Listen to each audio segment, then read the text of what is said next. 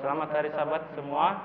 Selamat hari Sabat kepada semua yang berada di rumah dan kisah juga di mana kami berada. Di sini kami berharap agar Anda berada dalam keadaan yang selamat dan berada dalam pikiran yang tenang, dan juga sini juga kami mengingatkan Anda untuk teruskan memuji dan juga berdoa. Dan kami sini akan belajar tentang cornerstone lesson yang bertajuk pada hari ini adalah memindahkan gunung-gunung. Wah, ini ayat yang sangat susah mau dikupas, sangat mengelirukan pada awalnya lah, dan akan dikupas sebentar lagi. Tapi sebelum kita memulakan, saya minta rekan saya McLeon untuk terus untuk doa pembuka. Oke. Mari kita berdoa. Saya pimpin doa. Tuhan Allah Bapa yang bertakhta di kerajaan syurga, pada waktu ini kami berkumpul bersama pada Sabat ini untuk membincangkan cornerstone kami, yaitu memindahkan gunung. Dan pada waktu ini juga kami meminta Tuhan untuk sentiasa beserta dengan kami, menghantam malaikat beserta dengan kami satu persatu, tidak kira di mana juga kami berada, yang mendengar dan melihat, dan yang kami bersama di sini Tuhan. Dan semua ini kami minta dalam nama Yesus Kristus yang telah menjadi juru selamat kami semua. Amin. Amin. Oke, terima kasih McLeon. Sama-sama. Doa sebentar tadi. Oke, jadi kita punya tajuk pada hari ini, memindahkan gunung-gunung. Bolehkah pindah gunung? Kan? Jadi sebelum kita mulai, kita berkenalan dulu dengan yang sembahyang sini, kecuali saya. Boleh gitu, sama. Jadi kita mulai dari situlah untuk perkenalkan diri. Oke, nama saya Falsius Pilih Tapadis dari Gereja Nolotan. Selesai itu. Itu saya kata. Oke. Selamat hari Sabat. Nama saya McLeon Delimit dari Gereja Togop. Itu saja, tidak lain lagi tuh. Oke, nama saya Edward. Saya dari Gereja Goshen. Itu saja itu. Oke, jadi kalau dorang itu saja itu, saya pun itu juga nih. Kamu kenal sudah, saya selalu juga kita nampak di sini. Kita baru jumpa Ewa yang hari itu. Saya Renol Suning dari Gereja Lama, daerah Taiwan. Oke, jauh kan Taiwan. Oh ya kan, lupa deh. Sana sebelah sungai saja. Nah, jadi kami ini berlain-lain kampung, tapi kami semua satu geng dari dulu. dari Bujang ya kan. Dari masih Bujang. Macam sampai sekarang Bujang nih. Oke, jadi tajuk kita memindahkan gunung-gunung. Jadi di sini saya akan baca ayat kunci dulu. Lalu Yesus berkata kepada murid-muridnya, setiap orang yang mau mengikut aku, ia harus menyangkal dirinya, memikul salibnya, dan mengikut aku. Matius 16 ayat 24. Oke, itu ayat kunci kita untuk hari ini. Dan kita teruskan ke slide lah. Slide, saya minta rekan saya, Falsius. Oke, untuk flashlight kita pada hari ini daripada buku Kerinduan Segala Zaman, muka surat 429, dikatakan sini, jika engkau dapat berbuat sesuatu, tolonglah kami dan kasihanilah kami. Betapa banyaknya jiwa yang dibebani dosa telah menggemakan doa seperti itu. Dan kepada semuanya, jawab juru selamat yang penuh belas kasihan ialah, tidak ada yang mustahil bagi orang percaya. Percaya itulah yang menghubungkan kita dengan syurga dan mendatangkan kekuatan kepada kita untuk mengatasi kuasa kegelapan. Jangan memandang kepada diri sendiri, melainkan kepada Kristus. Engkau sekali-kali tidak akan binasa, sementara engkau melakukan hal ini sekali-kali tidak. Nah, apa yang saya paham daripada pembacaan flashlight kita pada kali ini, jika kita menyerahkan diri kita sepenuhnya kepada Tuhan, apapun dosa yang telah kita lakukan, tidak ada yang mustahil bagi Tuhan untuk mengampuni karena Tuhan Maha Amin. Pengampun. Amin. Ya. Oke, terima kasih Kosius. Ya, betul. Berkaitan dengan tajuk kita hari ini, mungkin serba sedikit boleh kita uraikan sedikit-sedikit untuk penonton di rumah sana dapat pembayang sedikit lah sebelum kita urai sebanyak lebih. Jadi ada yang mau mulakan dulu? Memindahkan gunung-gunung. Memindahkan gunung-gunung. Ada yang mau mulai? Sepertinya Memek Leon sudah duluan. Iya, Ya, saya apa kayak soalan kayak memindahkan gunung-gunung kan ya. Ya. Apa yang Anda pikirkan? Oke. Memindahkan gunung. Kalau bagi saya lah kan yang memindahkan gunung-gunung ini bukan yang gunung-gunung yang kita nampak, yang bukit-bukit tinggi ataupun gunung tuh. Saya rasa ini adalah satu rintangan kita Ben yang di depan. Contoh lah, saya bagi contoh diri saya. Mungkin saya ini bukan permulaan lah. Saya SDA tapi saya TP gereja. Pada waktu ini kan kita PKP. Kadang-kadang bukan rintangan untuk kita tidak pergi gereja, kan gereja tutup. Tapi online masih ada. Kita boleh buka saja dengan satu klik tombol, kita boleh nampak sudah pada setiap jam 9, ada yang 8:30. Tapi ya macam itulah, itu rintangan bagi saya lah. Kadang-kadang ada saya buka, oh ini tidak penting bagi saya. Jadi itu satu rintangan saya lah yang saya perlu hadapi. Itu pendapat saya lah. Oke. Oh, macam saya juga tuh. Saya ingat si Kosius membaca tuh. Teruskan ke Kosius lah. Oke, kalau pandangan saya lah tentang memindahkan gunung-gunung. Mau tahu? Kalau ini sebenarnya sudah kami bahas tadi di luar. Saya ulang balik di dalam sini untuk kita semua lah. Kalau kita melihat kita punya cornerstone pada Sabat ini, di situ ada satu gambar yang kita boleh lihat. Dan ini gambar, kalau bagi saya sangat tertarik dengan ini gambar. Oke, saya harap yang di rumah juga ada buku cornerstone dan kita dapat melihat sama-sama ini gambar yang saya lihat. Di sini dalam gambar ini ditunjukkan ada seorang jejaka. Dia menolak ini perkataan di sini impossible, tapi yang dia tolak hanyalah possible saja di sana. Im itu dia kasih tinggal. Jadi saya sangat tertarik daripada ini gambar di mana dia memberitahu kita bahwa bila kita membawa perkataan im yang tertinggal di dalam gambar itu, yang membawa makna, kalau bagi saya im itu kalau kita sebut satu-satu huruf dia I dan M. Jadi macam I am, saya sendiri. Bila kita melakukan sesuatu dengan kekuatan kita sendiri, kita tidak dapat mampu melakukan itu. Tapi kalau dalam gambar ini dia kasih tinggal itu diri dia sendiri. Maksudnya dia tidak mengandalkan diri dia sendiri. Dia tinggal itu I am dan dia dapat mampu untuk tolak itu possible. Jadi segalanya sesuatu yang mustahil akan menjadi tidak mustahil bila kita bergantung kepada Tuhan. Itu dia punya yang saya boleh dapat di sinilah. Jadi pendapat dari saya. Doi. Ada tersirat kan? Ada tersirat. Kalau saya bingung dia jogging saja ini. Saya bingung dia kasih pisah saja. Iya, memang mantap Tidak terpikir juga. Sebelum saya bagi pada Renold, bagi saya memindahkan gunung-gunung ini bukan ayat manusia, bukan ayat manusia sendiri, ini ayat Yesus sendiri. Gunung-gunung, bolehkah pindah gunung? Susah tuh. Patut dia cakap memindahkan batu yang besar, mungkin boleh lagi. Tapi memindahkan gunung-gunung maksudnya yang sangat impossible. Dia macam Pak cakap tadi, impossible, possible kalau kita tolak kita punya keraguan, yaitu diri kita sendiri pada Yesus. Jadi mungkin saya teruskan pada rekan saya. Jadi memindahkan gunung, kalau yang saya mengerti dari memindahkan gunung, bar tajuk lah kan. Saya rasa ini tajuk ini adalah kesimpulan ini untuk semua. Ya. Tapi harus juga kita tahu lah apa isi dia nanti kan.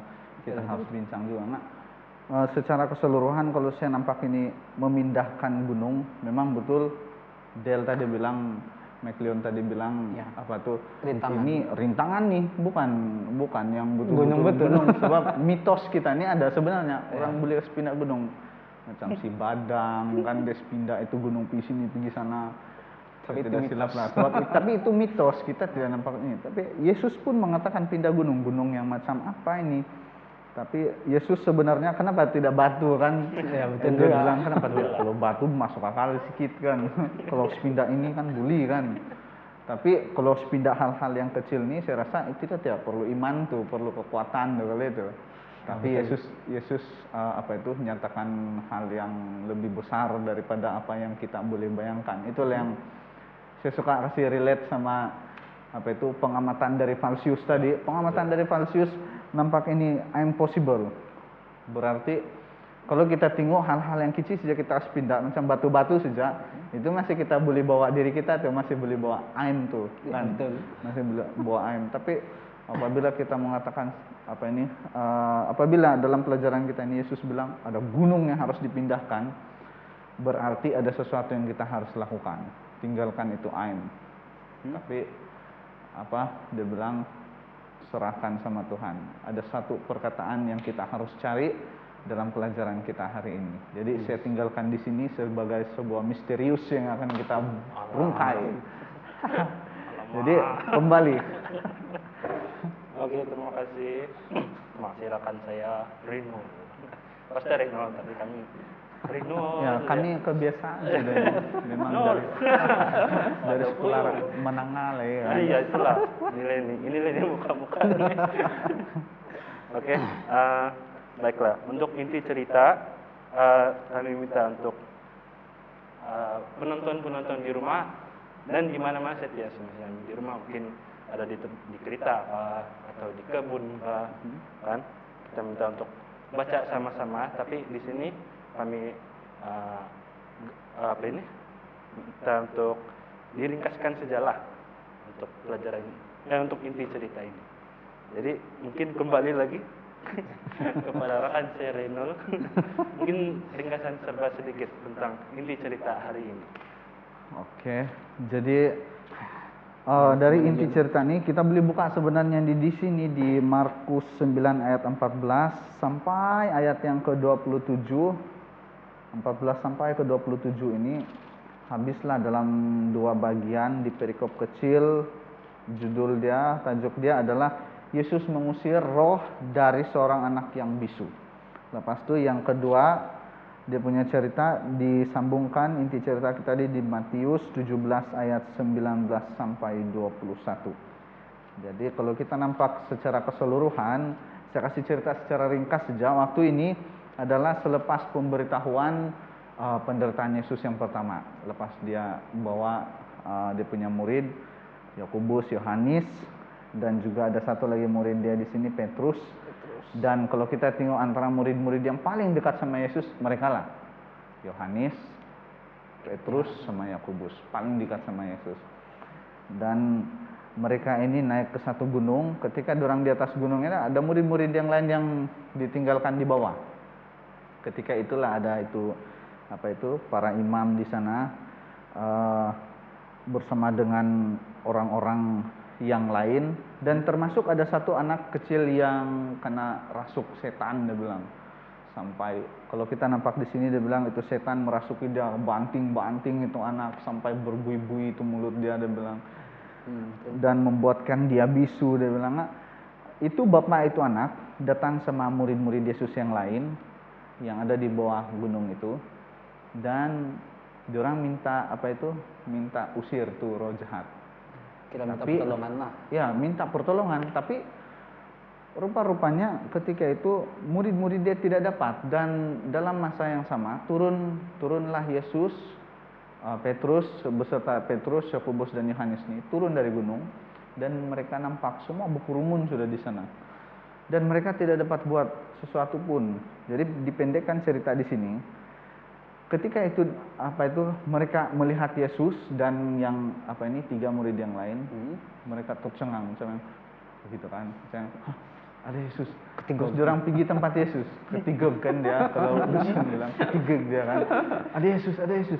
Datanglah ini bapak, ini budak datang sama Yesus. Dia bilang, kami bawa anak saya pergi sini, tapi orang tidak dapat usir tuh roh jahat, itu setan. Dia bilang, las dia di sini dia bilang, kalau kau dapat, kalau kau dapat, boleh kau tolong saya, boleh kau tolong supaya ini roh jahat hilang, Diusir. Jadi kalau itu yang bermain dalam pikiran saya juga kan. Ada janggal kan, dia cakap sama Yesus, kalau kau dapat. Nah di sini ada macam persoalan kan, kalau kau dapat. Nggak. Lepas itu apa yang Yesus bilang tuh? Dia bilang, Kalau saya dapat. Kira-kira macam itulah kan dia punya kira-kira macam itu.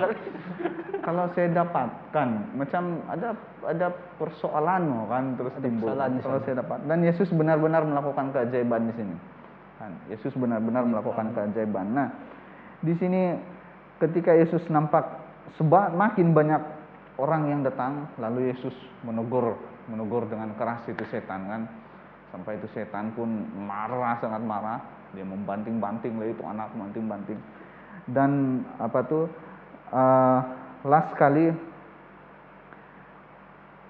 mereka nampak itu anak macam yang lesu sudahlah, penat sudah kan, dibanting-banting kan. Sampai banting-banting ini macam yang kalau HP kan, kalau HP itu yang handphone yang marah sudah kita, apa nih? Pas.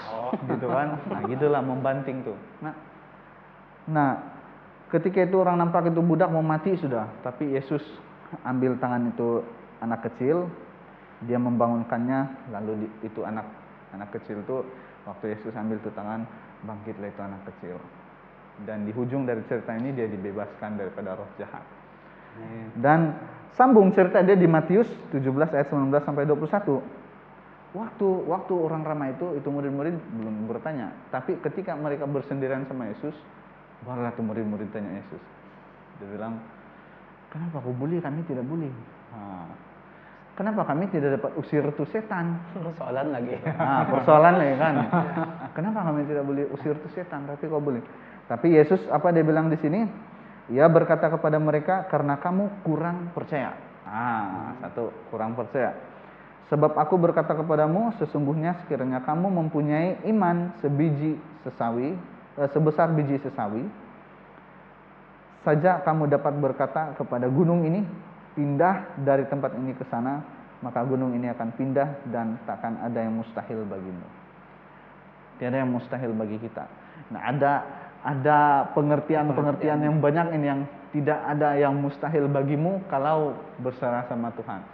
Nah, ada banyak perkara yang nanti kita akan sentuh. Tapi ada satu kata, saya kira-kira kamu dapat sudah ini kan, apa kata-kata misterius yang kita perlu cari dalam kita punya cerita. Jadi sampai sana saja inti cerita kita. Terima kasih. Kembali kepada moderator. Terima kasih. Sangat serenok cerita. Ada benda-benda baru yang saya lihat. Benda baru ini ya, kalau selalu gede. Terima kasih sahabat. Mungkin siok si Redel dapat cerita deh. Kalau baca satu orang. Siok nih kalau kita berbincang kan. Ya betul. Siok ya kalau kita berbincang. Jadi banyaklah yang terjadi, walaupun sedikit saja. Ada keraguan di situ, ada tegur menegur di situ, ada mujizat yang terjadi. Cerita yang pendek saja. Jadi mungkin kita boleh teruskan ke soalan, mungkin. Jadi kira-kira apa pendapat kamu tentang ini cerita? Betul juga. Apa pendapat kamu? Apa sesuatu yang lain yang kita boleh nampak dari cerita ini? Message yang lain sampai sama kita. Kita round table ini kan. Kalau saya dulu lah. Sorry. Begini teruskan. Ada satu yang bagi saya secara pribadi menarik. Situasi di mana si ayah itu meminta pertolongan daripada Yesus. Sangat menarik daripada cerita saudara Daniel tadi, di mana pada awalnya si ayah itu menimbulkan satu persoalan yang dimana kalau kita nampak itu adalah satu keraguan. Kalau kamu mampu, dia bilang. Padahal semua yang sudah hadir pada waktu itu di tempat itu sudah mengenal siapa itu Yesus, dan Yesus sudah banyak membuat mukjizat. Tapi masih lagi ada keraguan. Kalau kau dapat, dia bilang, maka sembuhlah anak saya. Kalau dia bilang. Dan kalau daripada ini cerita yang saya baca, Yesus tegur. Dia bilang, tiada sesuatu yang mustahil bagi aku, dia bilang. Kalau kamu percaya. Dan akhirnya Bapak itu sendiri berkata, tolonglah hambamu yang tidak percaya ini supaya menjadi percaya kepadamu, dia bilang. Jadi bagi saya di sana, dia bukan tentang satu untuk mendapat itu kepercayaan. Yang saya mau sampaikan sini bukan sebab dia mengambil waktu yang panjang ataupun pendek untuk mendapat satu kepercayaan. Tapi bila saat kita mengambil keputusan untuk menjadi percaya betul-betul kepada Tuhan, dan disitulah mukjizat akan berlaku. Jadi satu perkara yang menarik yang kita dapat pelajari pada hari ini, bila kita meletakkan kepercayaan kita 100% kepada Tuhan, jadi kita dapat melakukan apa saja yang sesuai dengan keinginan Tuhan. Jadi itu saya punya pandangan tentang ini cerita lah. Mungkin ada lagi dari yang lain. Mungkin saya tambah sedikit saja lah. Oke. Tadi kita mengenali kepercayaan kan, dan saya tambah sedikit saja lah. Mungkin orang percaya tapi iman mereka tidak kuat. Itu sajalah yang saya boleh tambah. Iman orang tidak kuat. Jadi mereka percaya juga, cuma iman tidak kuat dan keraguan itu datanglah. Jadi dengan itu kita perlu percaya dan juga tuh iman perlu kuat juga lah. Jam itu saja, itu saya boleh tambah lah. Saya boleh urai lain lagi. Nanti hilang semua. Terpakai semua. Kalau saya cerita masa yang dia punya disciple, murid-murid Yesus, masa orang tidak dapat kayak sembuh, ada ramai yang sedang melihat juga, yang sedang melihat tunggu peluang untuk cakap Yesus ini palsu. Yang saya baca hari itulah dia bilang begitu. Dan apa yang menarik saya betul-betul, bila Yesus betul-betul ada, dia tidak terus-terus pergi itu budak, dia tidak terus pergi, ya kenapa nih, ataupun ya cepat-cepat kita sembahyang. Tidak juga, dia tanya lagi, dia tahu dia boleh buat. Tapi manusia ini selalu ragu dengan kekuasaan Tuhan lah kan, datang sana, kenapa dia begini, kenapa bila lagi begini nih dari kecil lagi, kenapa dia begini kan. Jadi bagi saya itu sangat menarik lah tentang sifat Yesus lah menurut saya. Jadi saya sambung ini kan, saya sambung apanya.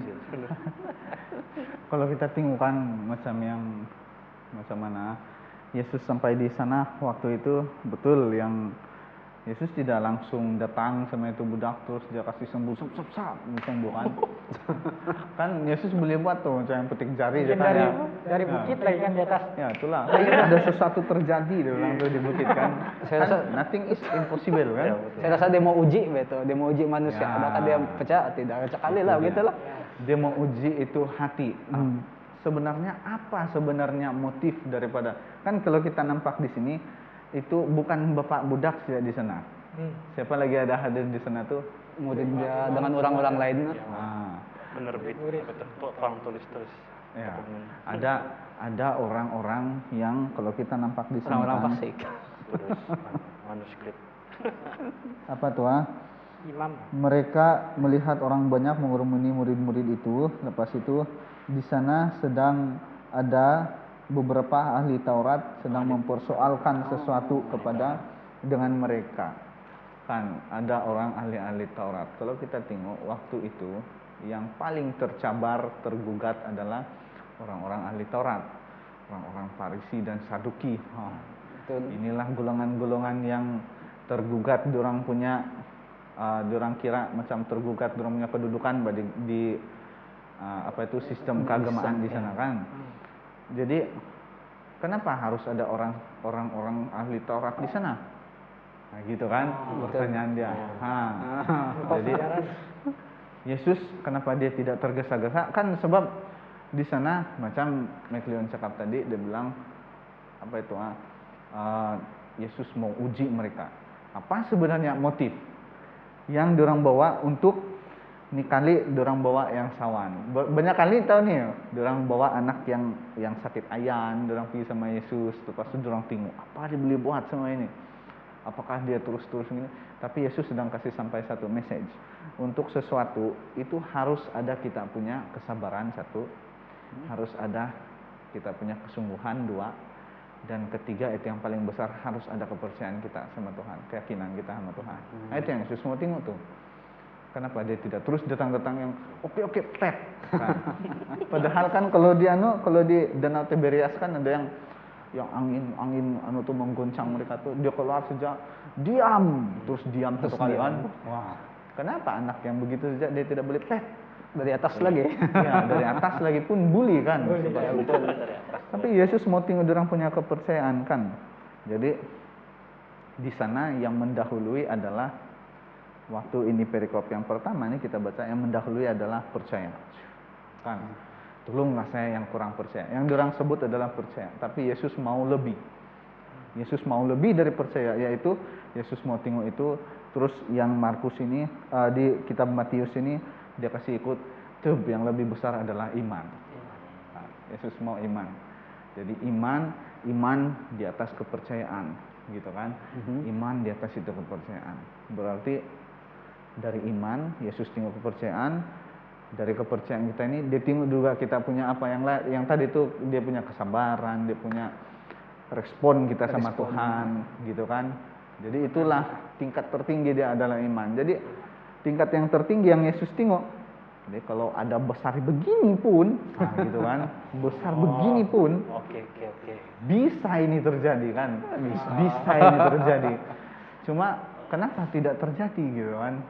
Nah, jadi kalau kenapa tidak terjadi, makanya kita perhatikanlah kita punya kehidupan, begitu kan? Ya, betul. Nah, jadi setelah semua itu Yesus nampak, dan setelah ternyata semua itu adalah salah satu daripada motif-motif yang lain yang tidak baik, tetapi Yesus memilih untuk kasih lihat sesuatu yang besar dalam kehidupan ini seorang bapak ini.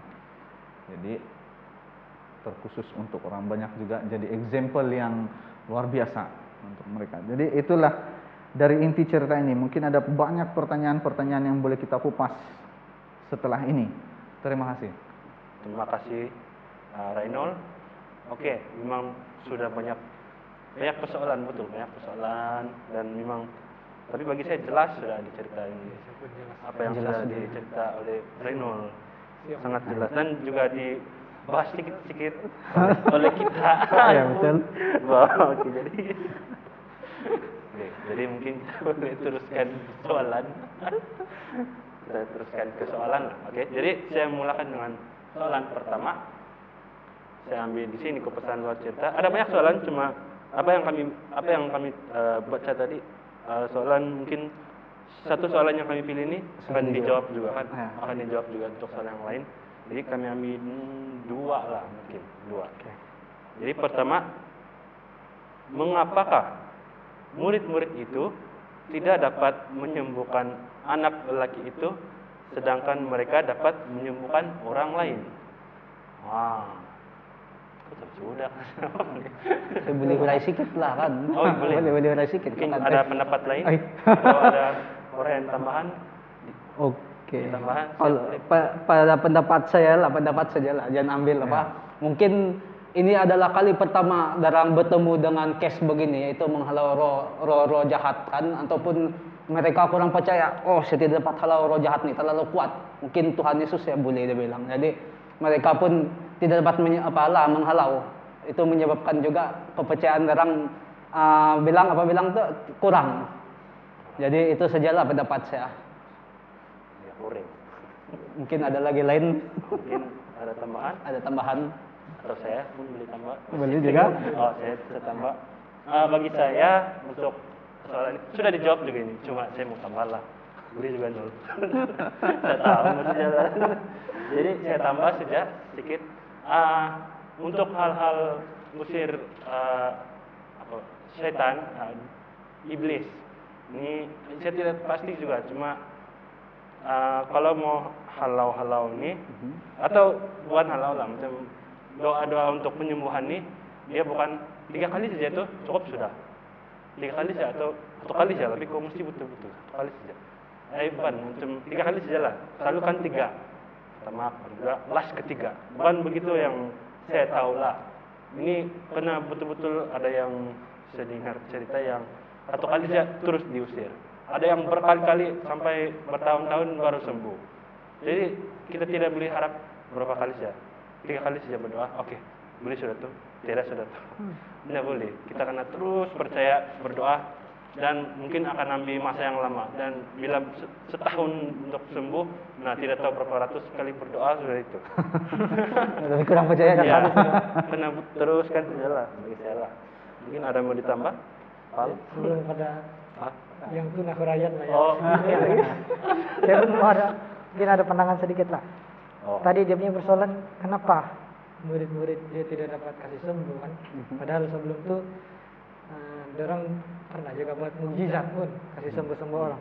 Kalau kita lihat di sini daripada inti cerita punya ayat ditulis Matius 17 ayat 19 hingga 21. Tapi saya baca yang Matius 17 ayat 21 lah, terus yang di ujung sudah. Tuhan yang berkata, dia bilang jenis ini tidak dapat diusir kecuali dengan berdoa dan berpuasa. Yang dia tulis di situlah. Jadi kalau bagi saya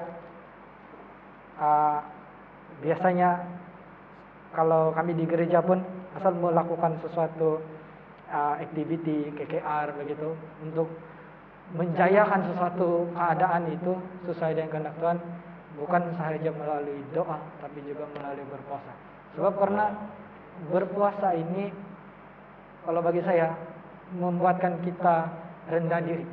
Jadi bila kita rendah diri, kita akan bergantung sepenuhnya kepada Tuhan.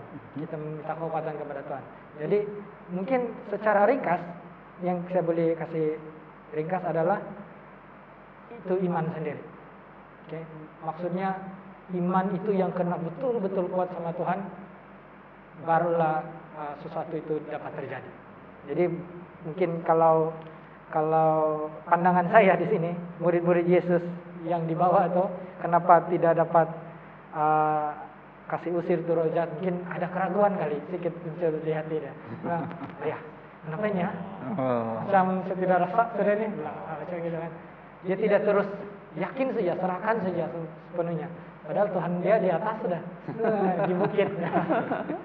Mungkin orang rasa anak tinggal sekejap kali kan.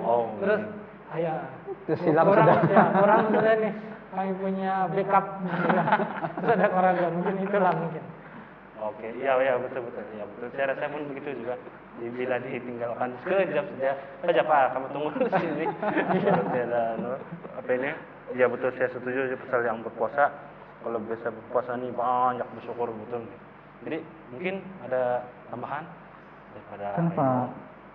Betul loh, sebab waktu itu diorang karena tinggal di bawah kan. Coba kalau kita kalau kita di rumah, kita tahu juga masak sayur. Betul. Tapi kalau mama kita bilang ataupun bapak kita bilang, parents lah kan, dia bilang, kijap kami pergi dulu sana kami pergi dulu sana Kamu rasa kamu mau masak kah? Kamu rasa kamu pandai masak kah? Yang macam dorang masak. Masak biasa aja. Terus memarabus memarabus mie goreng kan.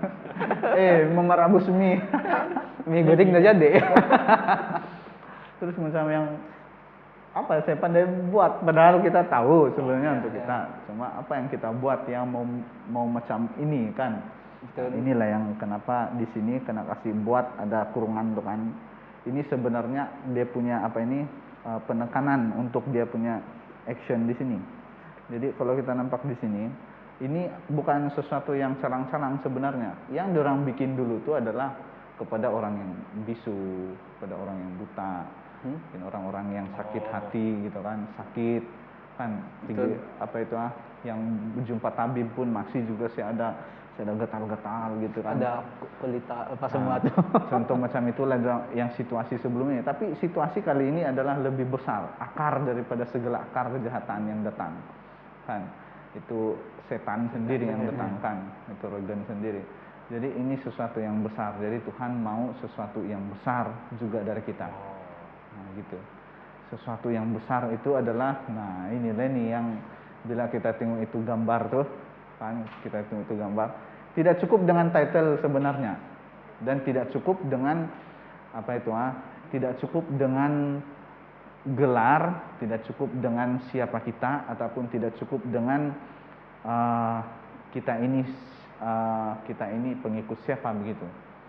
Nah, contoh dia macam ini, kita pergi sesuatu tempat yang ada macam ini, terus kita datang di sana, weh saya ini adalah elder di gereja, begitu kan? Ya. Jadi lari kau tinggal nih budak, pastilah tidak lari kan? Apa-apaan ini elder doang gitu kan? Apa nih dia bilang. Tapi kalau kita, inilah yang Saudara Falsius tadi dia bilang, ada satu gambar tuh kan, dia kasih tahu kalau kita bawa itu diri kita bawa diri kita pergi sesuatu hal yang besar, maka kita tidak akan dapat mengharungi. Nah gitu. Jadi harus kita ini tinggalkan diri kita, bawa Yesus di depan. Ketika kita bawa Yesus di depan, nah itulah yang disebut iman. Nah, iman ini kalau mau masuk sudah di bahagian iman. Kalau percaya, mungkin percaya ini masih dengan diri kita. Diri kita percaya sama Tuhan. Tapi kalau kita masuk sudah dalam lingkungan iman ini, adalah sebuah lingkungan yang diri kita ini tidak sudah selfless. Tidak sudah selfless sudah. Tidak sudah yang kita boleh bilang saya boleh melakukan ini, tidak. Tapi kalau masuk sudah dari iman yang Yesus mau ini, yang Tuhan mau ini adalah dia bilang, I am nothing but only you God. Gitu. Jadi itulah yang disebut sebagai iman. Jadi jenis ini tidak boleh diusir kecuali dengan berdoa dan berpuasa. Nah, itulah ketekunan kita, berdoa dan berpuasa. Berpuasa bukan sebenarnya saya tahan lapar, nanti lepas puasa 1 minggu saya kurus. Tidak, itu lain begitu sebenarnya berpuasa. Tapi berpuasa ini ada dia punya target sebenarnya. Saya berpuasa, saya tidak mau marah, saya tidak mau buat hal-hal yang tidak baik, supaya saya kumpul ini. Tidak, bukan tentang saya, tapi kalau kita berpuasa itu tentang Tuhan kan. Ya, betul. Jadi berdoa dan berpuasa, ada connection sama Tuhan, dan ada puasa. Puasa ini melatih kita untuk deny diri kita sendiri. Nah, gitu. Jadi kita ada fokus. Nah, itu yang Tuhan mau sebenarnya. Nah, itu yang Tuhan mau. Bukan karena saya ini murid Yesus, maka saya dengan petik jari sejak ini benda boleh hilang. Bukan juga macam itu. Betul. Ya, bukan juga macam itu. Jadi kenapa yang dulu boleh, kenapa sekarang tidak boleh? Karena kita harus melakukan sesuatu yang besar. Kali ini lebih besar daripada diri kita. Jadi kalau kita bawa title, kita bawa siapa saya, berjaga-jagalah dan bersedialah untuk kehilangan diri saya. Nah, gitu. Kan dia punya apa itu? Dia punya scenario di sini. Jadi mungkin untuk pertanyaan ini itu sejauh ini. Oh. Jawab. Sangat terjawab. Ya, macam ada lagi nih dia. Tapi dia bilang teruskan lah seterusnya. Ya. Terima kasih Renol. Ya, sangat setuju. Betul. Kita teruskan. Teruskan. Baiklah. Oke, kita ambil soalan yang terakhir. Mengapa kita tidak lagi melihat banyak perbuatan penyembuhan pada waktu sekarang ini? Ini saya pilih. Sebab saya tidak tahu. Sama lah sama kamu. Ya, betul. Jadi saya minta rekan-rekan saya di sini untuk menjawab pertanyaan saya juga. Mungkin ada siapa-siapa yang rasa-rasa boleh tambah pada soalan ini, bagi pendapat apa saja untuk kita pembawa. Nah, sudah bagi-bagi. Bisa duluan kalau kita. Masing-masing ada sudah. Jadi mengapa kita tidak lihat lagi banyak perbuatan penyembuhan pada waktu sekarang ini? Mungkin sebenarnya ada itu penyembuhan, masih ada berlaku sehinggalah pada saat ini. Tapi mungkin kalau di mata kita sekarang kita rasa macam itu bukan mukjizat. Sebab kalau yang dulu-dulu nabi-nabi, murid-murid Yesus yang membuat penyembuhan dan dikenali, oh dia ini murid Yesus, gitu kan. Kalau sekarang mana sudah murid Yesus? Kan? Pastor, kalau bilang pastor, banyak pastor, dominasi lain banyak pastor. Jadi kita tidak tahu. Jadi, tapi sebenarnya mukjizat penyembuhan itu masih berlaku lagi. Mungkin secara biasa kita nampak, tapi kita tidak mungkin perasan kalau macam di hospital. Mungkin dokter-dokter di hospital itu pun sebenarnya murid-murid Yesus. Ya betul. Boleh jadi begitu kan. Jadi setiap penyembuhan yang telah dilakukan, terlebih lagi saat yang kalau sekarang di pandemik. Kalau dulu saya nampak statistik di Malaysia malah ratus-ratus dia mampu kasih sembuh dalam masa satu hari. Kalau sekarang mau ribu-ribu sudah, 7.000, 8.000. Jadi itu sebenarnya bagi saya satu mukjizat daripada Tuhan sendiri melalui dokter-dokter dan nurse-nurse yang sudah bertugas untuk menyelamatkan. Itu pandangan saya. Iya kan, betul juga. Oke, boleh terima aja. Memang betul lah, saya pun rasa betul. Oke, mungkin Anda teruskan lagi. Oke, semua tinggal McLeon. Akan mati gue saja. Oke. Mungkin ada lagi. Mungkin saya tambah lagi lah. Tambah lagi. Tadi kita sudah dengar melalui apa tuh? Halo? Dari hospital.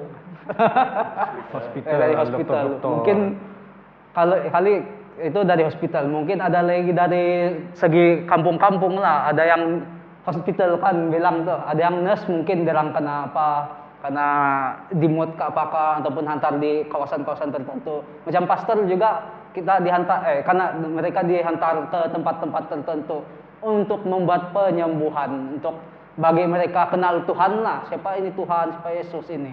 Jadi ada yang kali sakit gara-gara sakit bukan apa, tapi sakit untuk mencari kepercayaan ataupun mencari iman macam tu lah, macam tu.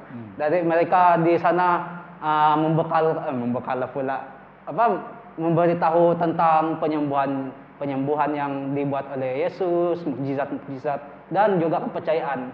Jadi di sana mereka sakit dari segi apa? Dari segi rohani kata.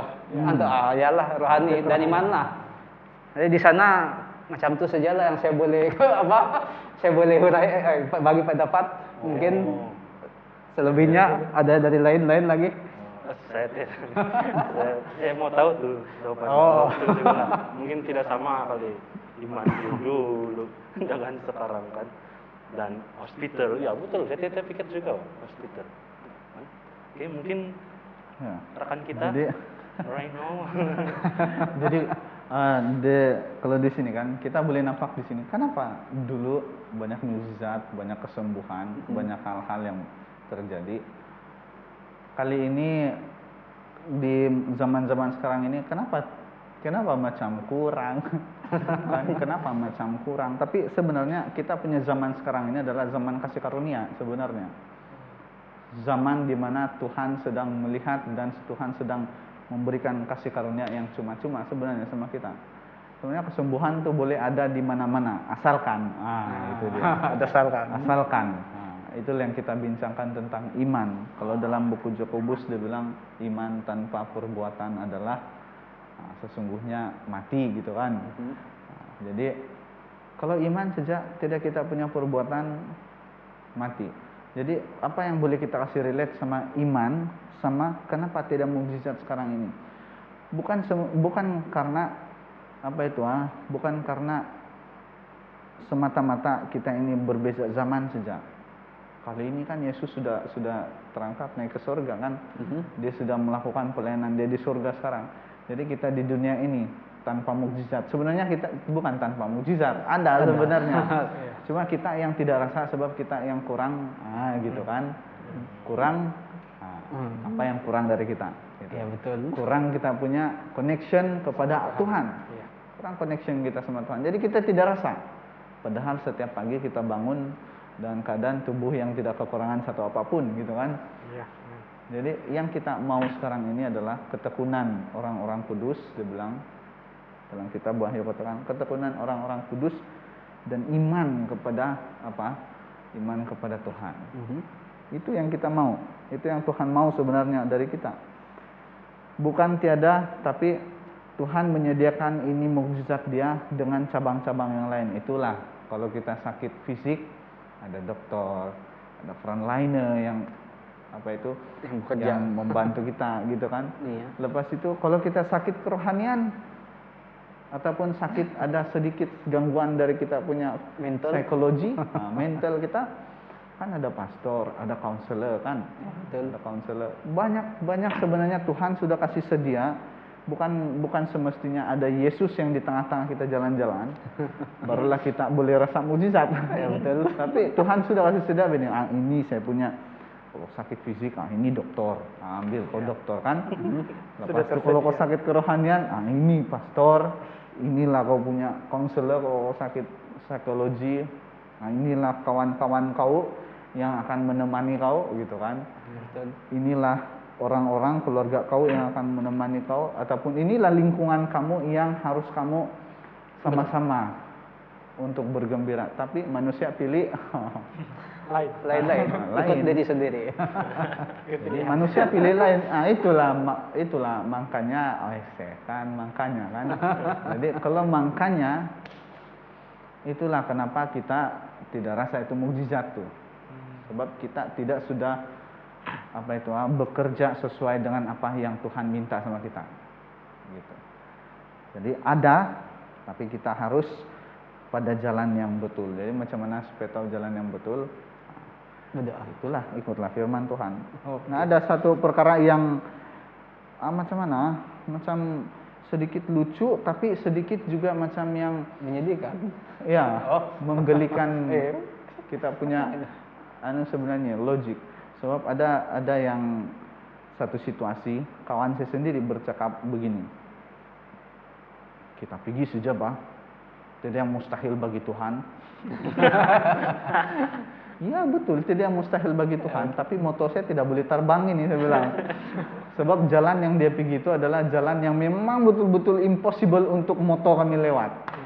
Dan itu sungai pun memang sungai dia yang bagi saya kalau kau begini pun hanyut bau ini nanti. Kalau tiba-tiba datang itu hujan deras, tiba-tiba datang itu lumpadang kan, kita tidak tahu.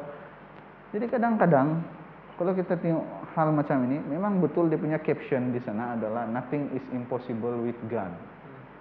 Nothing is impossible with God. Tapi harus juga kita bijak-bijak macam yang dalam situasi ini bukan tidak tepat pada situasinya. Oke, betul. Tidak tepat pada situasinya. Yang memang sudah mau banjir, masa kita mau masukkan nothing is impossible with God. Korulun di sana sudah kan. Jadi Tuhan sebenarnya nothing is impossible with God kalau gitu kan. Kalau kita ini berada pada jalan yang betul. Itu nothing is impossible. Tapi kalau kita bilang begini, saya ini perokok kan, ataupun kita ini peminum kan, ataupun pencandu obat-obatan. Nanti saya beli sembuh bani. Nothing impossible. Nothing is impossible. Masa nothing is impossible, kan kita masih melakukan hal-hal yang tidak baik.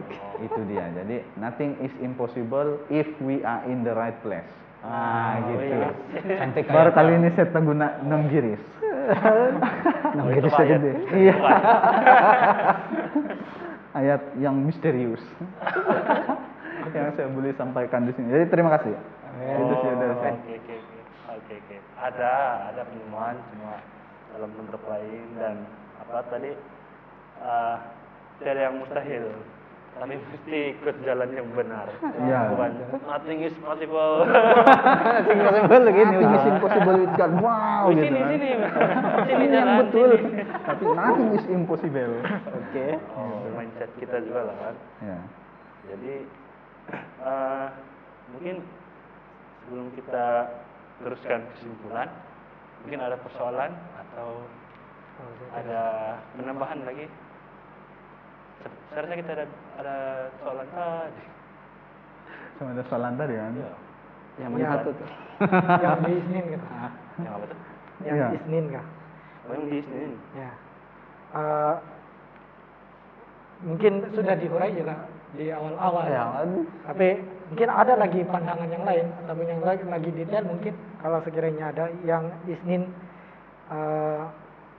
dia katakan sini, adakah Anda berasa terujah dengan ide memindahkan gunung-gunung? Kenapa Tuhan pilih gunung? Kenapa Tuhan tidak bagi perumpamaan suatu benda yang lain? Mungkin pokok apa-apalah yang lain. Jadi kenapa gunung di situ? Adakah betul-betul bila kita ada iman yang besar sebiji sesawi itu gunung yang kita kasih pindah? Nah, gitu kan? Ini siapa? saya rasa ini mungkin saya terjawab baik ini kalau Iya. Pak. Saya pun tidak boleh apa sebab dia bilang si Renal tadi apa nothing is impossible kalau jalan benar. Ya, via in the right place, gitu kan. Jadi mungkin saya ada pandangan juga lah tersendiri sebenarnya. Oke. Daripada itu persoalan tadi. Kalau kita ada baca, saya pasti kita semua ada baca di sini yang tahukah Anda dia bilang. Oke. Kenapa Tuhan guna gunung, memindahkan gunung? Dia bilang. Kalau bagi orang dulu-dulu pada waktu itu, ini gunung ini, kalau di pengertian mereka pada waktu itu, gunung ini dia ada akar, dia bilang. Akar dia panjang sampai di dasar bumi.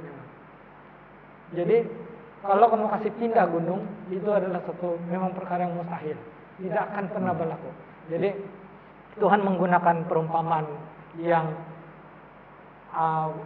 pada ketika itu dia menggunakan satu perumpamaan yang semua orang sudah biasa, sudah sedia maklum bahwa gunung itu sangat mustahil untuk dipindahkan. Tetapi dia menggunakan untuk perumpamaan kita boleh memindahkan gunung, dia bilang. Maksudnya membuat sesuatu yang mustahil, sangat mustahil. Tapi kalau ada iman yang baru besar sebiji sesawi, kita boleh kasih pindah gunung sudah. Apalagi kalau ada iman yang besar kan.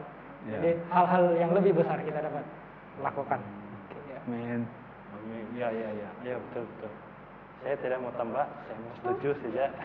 Saya boleh tambah yang itu sebab itu sudah terjawab sudah. Tidak lagi tambahan lah. Sebesar biji benih, kan? Sesawi Kecil tuh. kecil sangat, tapi boleh pindahkan gunung, tapi tidak berteruskan size biji benih lah kan, mungkin berteruskan. Tapi dia bilang itu walaupun gitu kan, walaupun sekecil itu perumpamaannya kau boleh kasih jalan gunung. Mungkin ada tambahan dari nol? Apalagi kalau besar kan. lebih besar kali kan. Tapi ada pertanyaan, kalau saya punya pertanyaan terakhir sebelum kita pergi di menekankan kita punya pelajaran. Apa sebenarnya gunung yang terbesar dalam kehidupan kita? Ini sebenarnya bukan hal-hal seperti masalah saja nih kan? Iya betul. Gitu. Jadi apa sebenarnya gunung yang terbesar dalam kehidupan kita? Nah, itu dia tuh pertanyaan saya. Ini saya bagi sedikit lah. Oke. Kalau bagi saya, gunung ini biasa kalau kita mau lalu satu tempat kan macam penghalang. Dia blok, ada gunung besar lagi itu tinggi. Jadi bagi saya itu adalah satu cabaran. Bukannya gunung itu bila ada di hadapan kita tidak dapat melalui itu keadaan. Kita boleh saja kalau modern punya bilang kasih kurik lubang. Kalau saya nampak berita baru-baru di India, orang sudah buat gunung dia kasih tunnel, dia kasih lubang. Itu cara kalau di India. Mungkin ada cara lain kita boleh daki itu gunung dan seberang pergi sebelah. Tapi pun begitu, saya percaya bila Tuhan beserta dengan kita, ada gunung di hadapan pun kita dapat lalui itu. Jadi bagi saya gunung ini adalah satu proses di mana kita kalau kita daki itu gunung dan kita dapat melalui itu. Kalau untuk dari segi fisikal kita jadi fit. Oke, kalau jadi maksudnya kalau dari segi rohani, bila kita dapat melalui itu keadaan, bagi saya iman kita kepada Tuhan itu menjadi kuat. Jadi itu adalah satu proses, itu gunung itu cabaran di hadapan kita. Mungkin yang lain ada.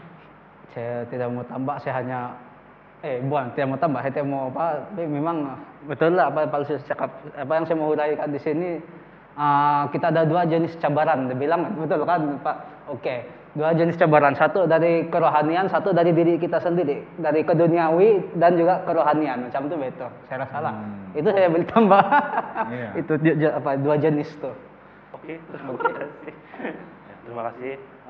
Apa gunung terbesar untuk saya? Kalau saya sudah terurai juga tadi dari first lagi di Palsius sudah teruskan ini terangkan, yaitu saya sendirilah gunung terbesar saya, sebab tidak ada lagi saya yang menghalang saya untuk sayang Yesus Kristus kecuali saya hal itu. Jadi selagi saya belum dapat overcome diri saya sendiri, saya masih lagi bergelut. Asik. Jadi saya kira kita sudah memang paham. Ini sebenarnya dia punya inti nih sebenarnya. Gunung terbesar dalam kehidupan kita tuh boleh saja kita punya kekurangan, boleh saja kita punya cobaan di depan kita, dan boleh saja dari diri kita sendiri. Nah gitu kan. Jadi kalau saya kira-kira saya ini lupa siapa saya, maka itulah gunung kita. Gunung yang memisahkan kita di antara Tuhan dan kita. Betul. Umpama macam Yesus di sana sebelah, kita di sini sebelah. Itu gunung besar tuh. Nah gitu. Jadi kalau itu masalah, nah ada penghiburan dari Rasul Paulus. Rasul Paulus bilang pencobaan yang sekarang ini, gitu kan, Tuhan bagi dia ilham untuk kasih tahu kita. Pencobaan yang kamu alami sekarang ini tidak besar dari apa dia bilang dari kemampuan kamu. Semua yang kamu boleh tanggung, dan pencobaan yang sekarang ini yang kamu tanggung nih, kalau kamu lewati ini bersama dengan Tuhan, kamu akan jadi mantap, akan jadi lebih kuat di depan. Betul. Gitu kan.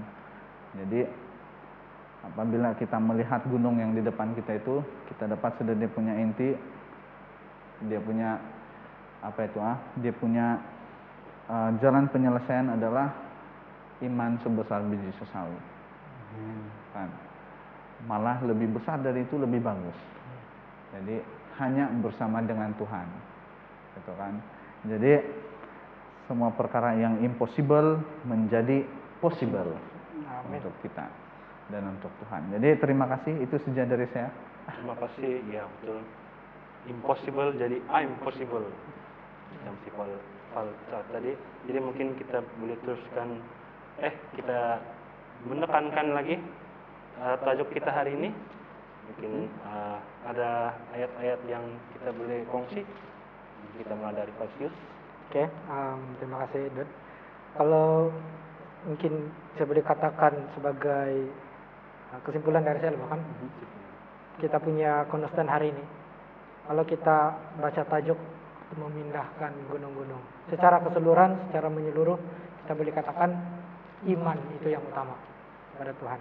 Dan untuk agar iman kita yang dari sebiji kecil yang macam biji sesawi saja tuh, kita kena kasih kembang, kita kena kasih lebih kuat, sementara kita menunggu kedatangan Tuhan yang kedua kali supaya kita tidak jatuh. Karena kita semua sedia maklum ada besar lagi cabaran di hadapan kita di akhir zaman ini, sementara menunggu kedatangan Tuhan yang kedua kali. Dan untuk menguatkan lagi iman kita kepada Tuhan, apa yang perlu kita lakukan?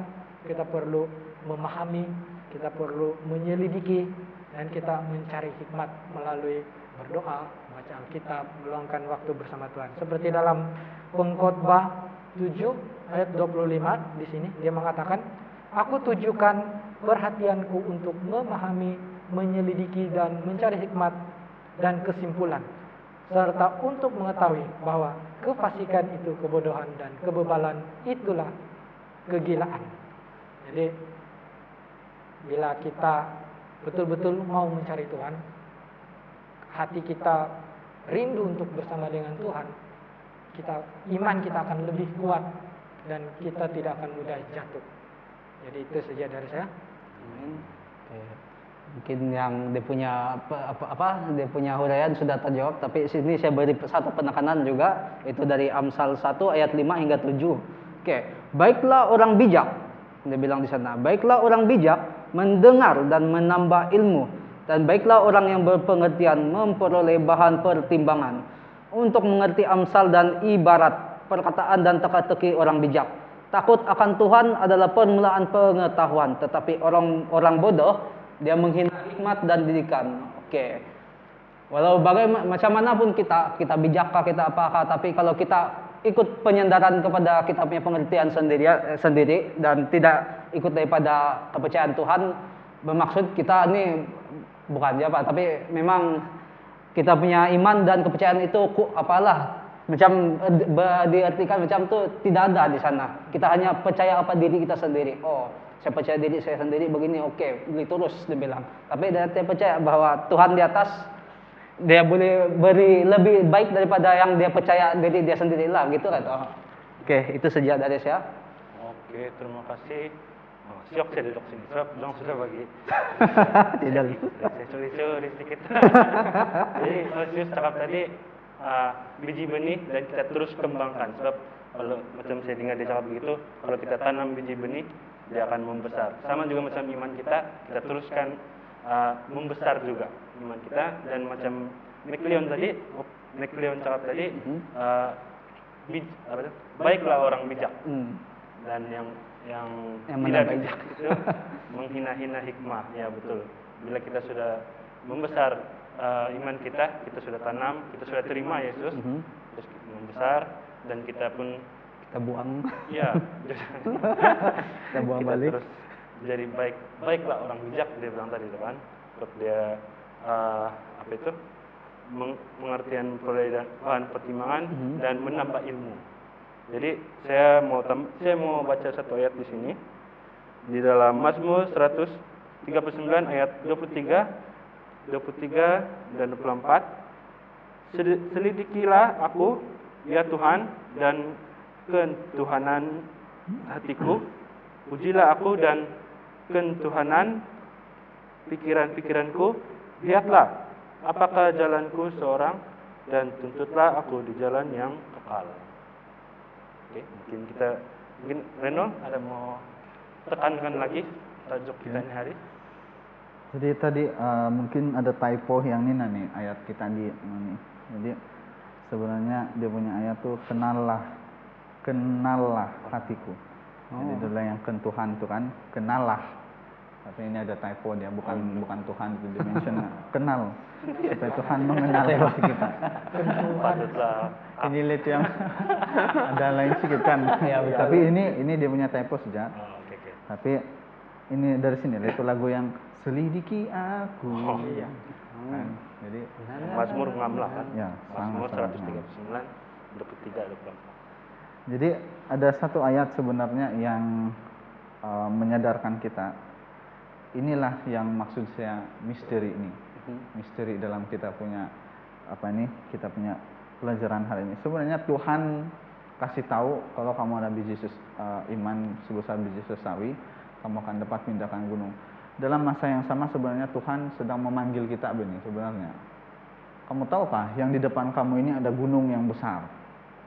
Kamu tidak boleh melewati ini gunung ini kalau kamu tidak iman. Jadi dari mana itu iman? Iman itu adalah hasil dari perkenalan kita dengan Tuhan. Jadi sebenarnya Tuhan mau panggil kita sebenarnya. Sini tempat saya, sini jalan dia.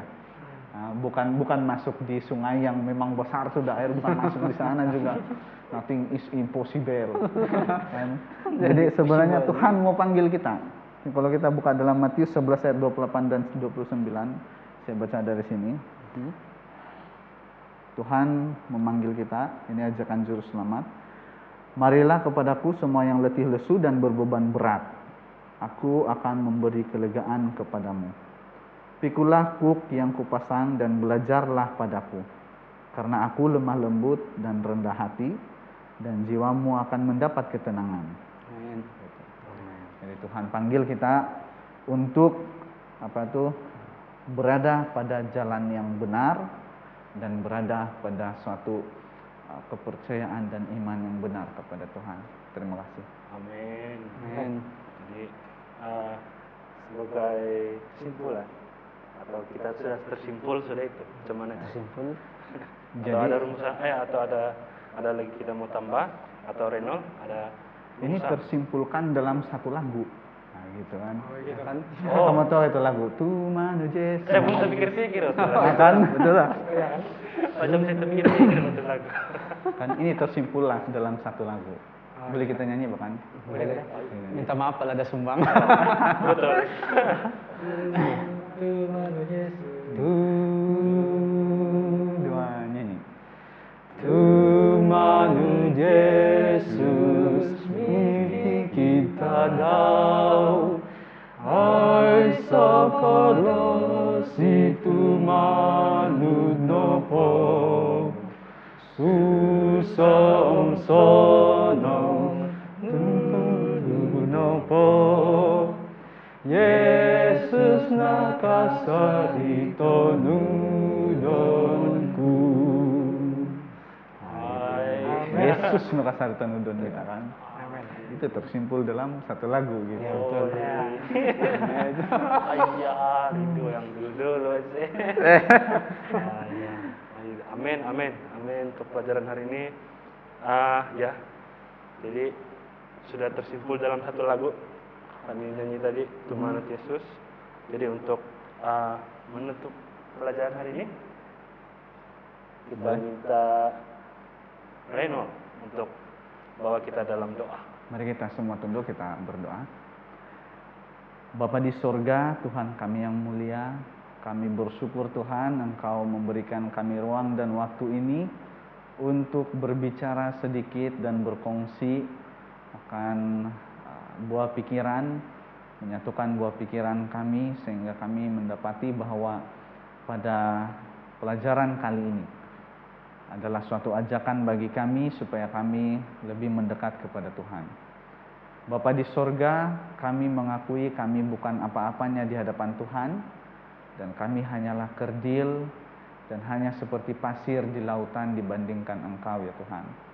Oleh karena itu Bapa, sebesar apapun gunung di hadapan kami tidak mau membawa diri kami, tetapi Engkaulah yang kami andalkan supaya kami dapat melewati badai dan kami dapat untuk melewati semua masalah yang kami hadapi saat ini.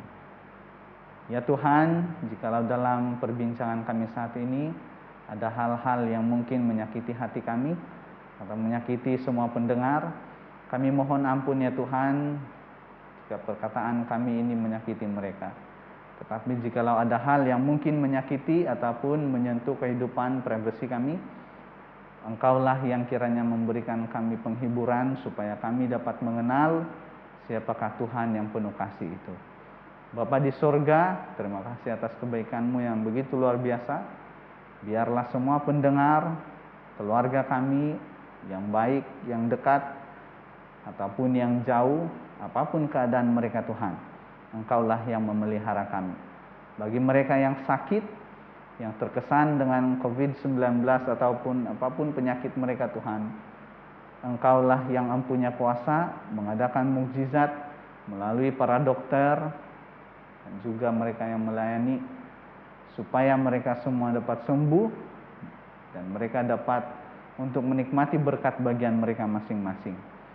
Kami tidak tahu kepada siapa kami mau bersandar, tetapi pada iman kami mengenal Tuhan yang perkasa.